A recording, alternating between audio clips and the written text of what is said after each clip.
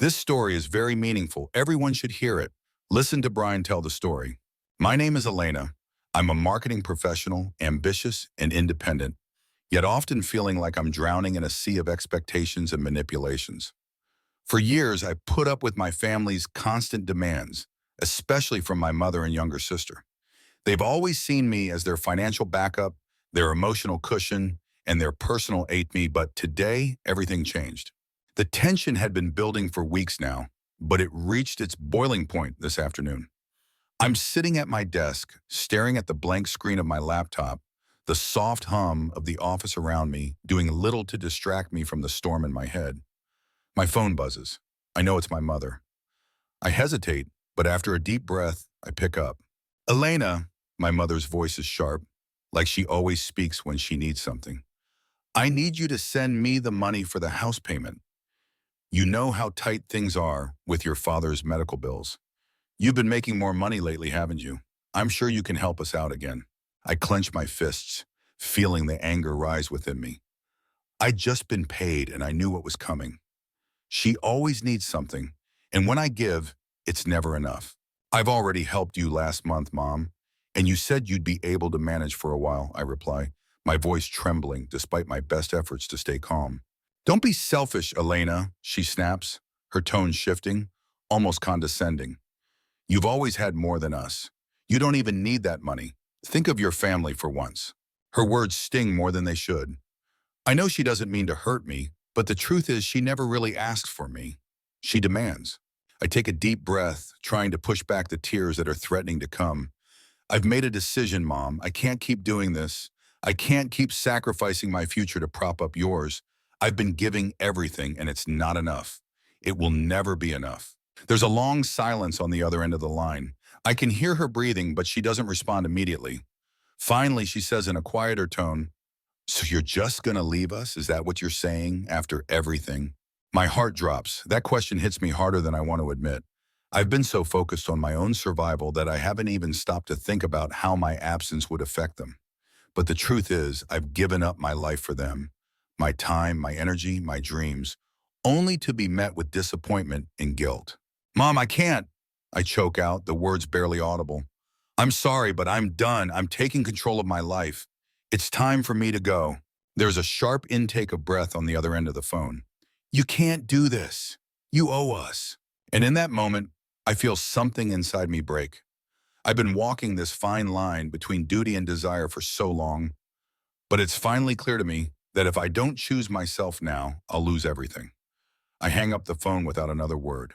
I sit there staring at the screen in front of me, feeling the weight of my decisions sink in. I can't keep living like this, feeling trapped by family obligations and suffocated by expectations. But I also can't deny that this decision, this final break from everything I've known, feels like the hardest thing I've ever done. But then I remember the last conversation I had with my sister Maya. She's always been the golden child in my mother's eyes, the one who never needed to work as hard, the one who never had to sacrifice. But lately, I've been seeing a darker side of her. She's been pushing me harder, almost like she's trying to make me feel guilty for wanting something more. You don't need to do all this, Elena, she said the other day, as if she could dictate my life. You've always had it easy. Why can't you just give us a little more? Her words linger in my mind, taunting me. I never realized how toxic my sister's behavior was until now. She's been playing the victim, manipulating everyone around her, and I've been too blind to see it. The phone rings again, and I know it's her. I can't avoid this. With a shaking hand, I pick it up. Elena, where are you? You can't just leave us like this. We need you. Mom is upset. What do you think you're doing? Maya's voice is laced with the same guilt trip that always works on me. But today, I'm not falling for it. I'm doing what I should have done a long time ago, I say, my voice steady despite the turmoil within. I'm taking control of my life. I'm done being your backup. You don't get it, do you? She snaps. You think I don't need you? You think I've never needed you? You're the one who's been selfish. I feel a fire rise in my chest. How dare she? She's the one who's been selfish all these years, playing everyone against each other to get what she wants. And I've been the fool, trying to be everything for everyone. Maybe it's time you learned how to stand on your own, I say coldly, my resolve hardening. I'm not your crutch anymore. The silence on the other end is deafening. For a moment, I wonder if I've gone too far, but then the realization hits me. I'm finally free. Free from the guilt. Free from the chains. I hang up, taking a deep breath. The tears come then, but they're not from sorrow. They're from relief.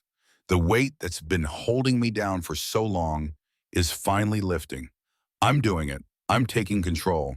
But there's still one thing left to do.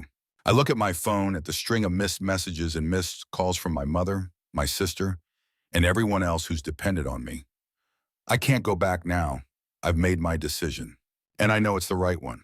This is my life, and for once, it's mine to live. The silence in my apartment is deafening, but in a way, it's also comforting.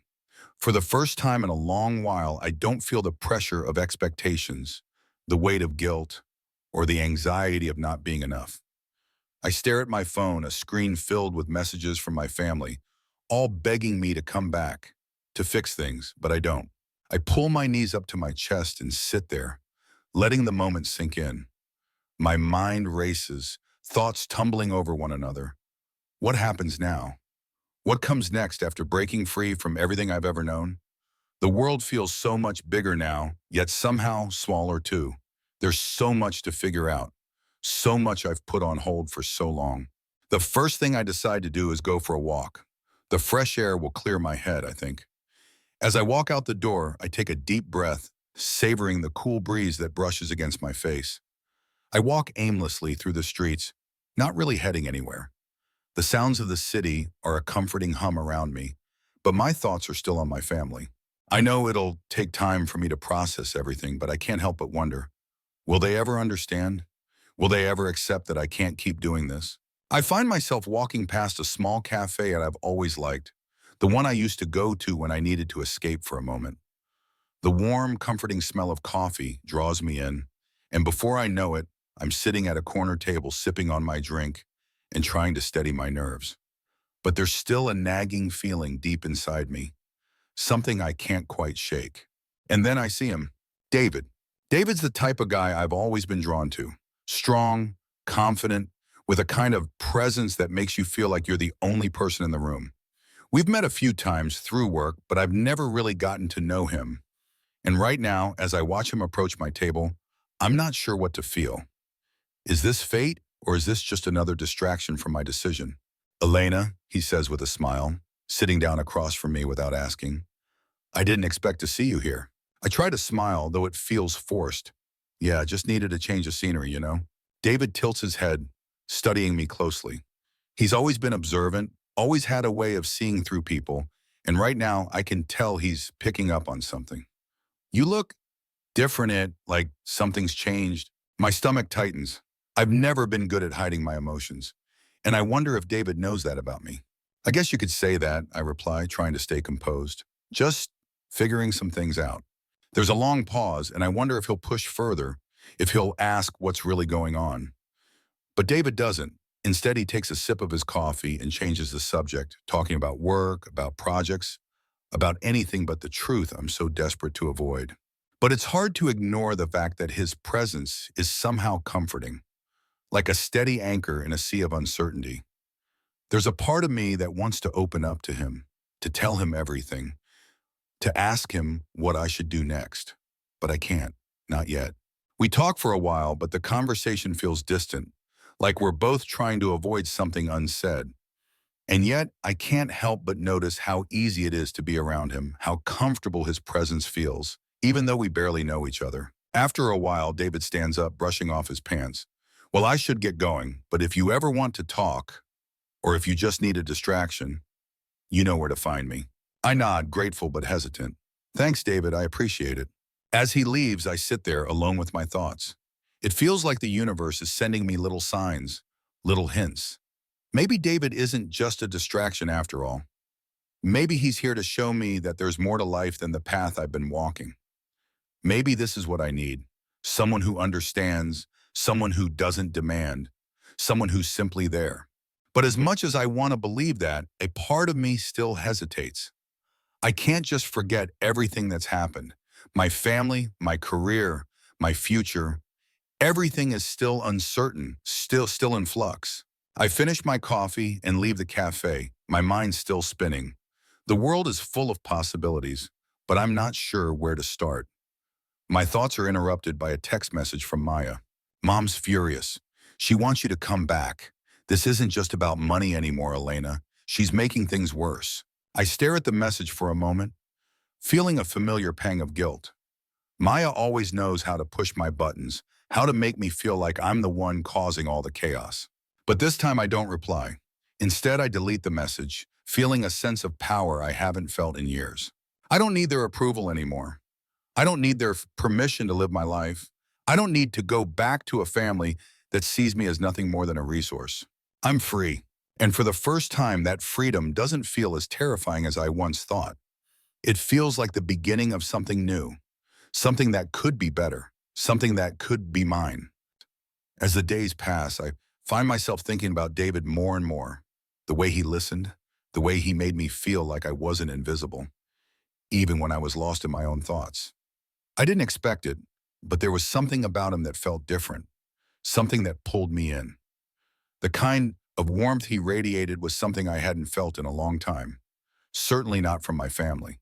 I'd always been the strong one, the responsible one, the one who took care of things, who made sure everyone was happy, even at the cost of my own happiness. But with David, I felt like I could let my guard down, and that terrified me. I had never allowed anyone to get close enough to truly see me, not in the way he was starting to. A few days after our cafe encounter, David calls. It's late in the evening, and I'm sitting on my couch, wrapped in a blanket, nursing a cup of tea. It's one of those nights where the quiet feels a little too loud, the loneliness a little too much. I stare at my phone, hesitating before answering. Hey, Elena. David's voice is warm, soothing. I was thinking, it's been a while since we actually did something together, right? How about dinner tomorrow? Just the two of us. No work talk. Just us. I can feel my heart rate pick up at the sound of his voice. It's so easy for him to say those things, to make me feel like maybe this is exactly what I need. It's just dinner, right? But it feels like more. I, I'd like that, I say, my voice softer than I intended. I'll meet you after work? Perfect, he replies, and I can almost hear the smile in his voice. I'll pick the place. See you then. As soon as I hang up, I feel a wave of nervousness wash over me. It's been so long since I've let someone in. It's been so long since I've even considered the idea of starting something new. But here I am, agreeing to dinner with a man who makes me feel like maybe I don't have to carry the weight of the world on my shoulders anymore. The next day, I can barely focus at work. I keep thinking about what to wear, how to act. Should I try to impress him, or should I just be myself? In the end, I decide on something simple, comfortable but still nice. I'm not trying to impress him. I just want to feel like I can be me. When I walk into the restaurant, I spot David almost immediately. He's sitting at a table near the window, looking out at the city lights. He's dressed casually, but there's something about him that makes even a simple outfit seem effortless. I feel a little flutter in my chest as he stands up to greet me. You look beautiful, he says, his eyes locking onto mine. His words catch me off guard, and for a second, I don't know what to say. No one's ever spoken to me like that before, not with such sincerity. Thanks, I manage to say, feeling my cheeks warm. We sit down, and the conversation flows easily, like we've known each other for years. We talk about everything: work, life, the things we love, and even the things that scare us. With every word, I feel the walls around my heart start to crumble. And with every laugh, with every glance, I feel a little more at ease. I've never been one to be vulnerable, to admit that I need someone, but with David, it feels natural. It feels right. As the night goes on, I find myself leaning into him more, savoring every moment. And then, as we finish dessert, something shifts. David's hand brushes mine as he reaches for his glass, and I feel a spark, a jolt of electricity that makes my breath catch in my throat. He looks at me, his eyes soft, filled with something I can't quite name.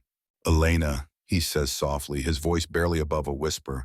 I don't know what it is about you, but I feel like I've known you forever. There's this connection between us. I don't want to push you, but I have to tell you that I care about you. I care about you more than I should, maybe. I freeze, my heart pounding in my chest. I wasn't prepared for this. I wasn't ready for him to say those words, to admit what I've been feeling all along but haven't allowed myself to acknowledge. But the moment I see the sincerity in his eyes, the tenderness in his expression, something inside me shifts. For once, I let go of the fear, the doubt. I care about you too, I say, my voice shaking slightly. More than I thought I would. David smiles, a look of relief flooding his face. I'm not going anywhere, Elena. I just want to be here for you. Whatever you need, whenever you need it. I know you've been through a lot, and I just want you to know you don't have to carry that alone anymore. His words hit me harder than I expected, and for the first time in a long time, I let the tears fall. Not out of sadness, but out of relief. I never thought anyone would say those words to me. Words that acknowledge the pain, the weight I've carried for so long, and yet still offer something more. They offer comfort. They offer love. David reaches over, gently wiping the tears from my cheeks. Hey, it's okay, I've got you. And in that moment, I realize that maybe I don't have to keep running anymore. Maybe I don't have to fix everything on my own. Maybe it's okay to let someone else help me carry the burden. Maybe it's okay to love again. We sit there for a while longer, just being there for each other in the quiet intimacy of a shared moment. The world outside continues to spin, but in that moment, it feels like everything has finally slowed down, like I've found a place where I belong.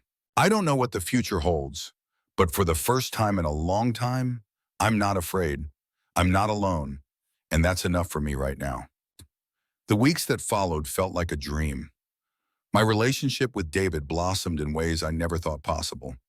For the first time in my life, I felt understood, cherished, and most importantly, seen.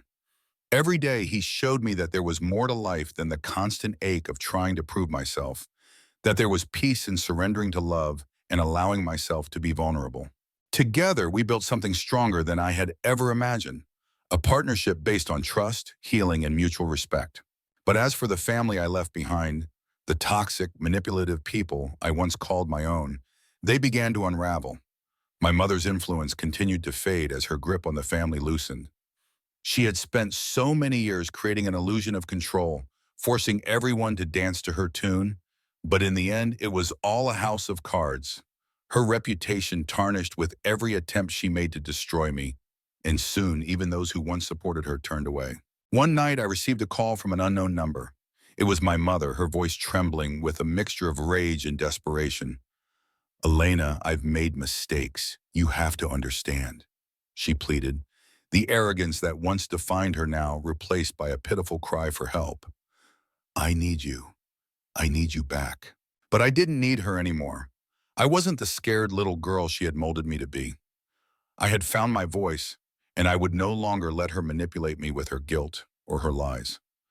I took a deep breath, steadying myself for the confrontation I had avoided for so long.